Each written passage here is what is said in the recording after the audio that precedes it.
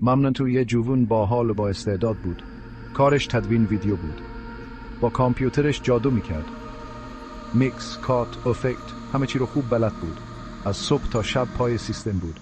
دنبال یه کار درست و حسابی میگشت. یه روز یه نفر به اسم پوتیک به ممنتو پیام داد. میخواست براش یه ویدیوی تبلیغاتی درست کنه. پول خوبی هم پیشنهاد داد.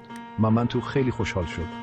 با ذوق و شوق شروع کرد به کار کردن. روزها و شبها وقت گذاشت. بالاخره کار تموم شد. ویدیو رو برای پوتیک فرستاد. پوتیک اولش خیلی تعریف کرد. گفت کارش حرف نداره. اما پول ممنتو رو نداد. هرچی ممنتو پیام داد جواب نداد. آخر سر هم بلاکش کرد. ممنتو مونده بود با یه دنیا غم و غصه. ممنتو خیلی عصبانی بود. اعصابش خورد شده بود. تصمیم گرفت انتقام بگیره. اما چطوری؟ یه دفعه یادش اومد. یه دوست قدیمی داشت که توی یه کشور خارجی زندگی میکرد. اون دوست یه جنگنده از یه رئیس جمهور سابق خریده بود. ممنتو بهش زنگ زد و همه چیز رو براش تعریف کرد.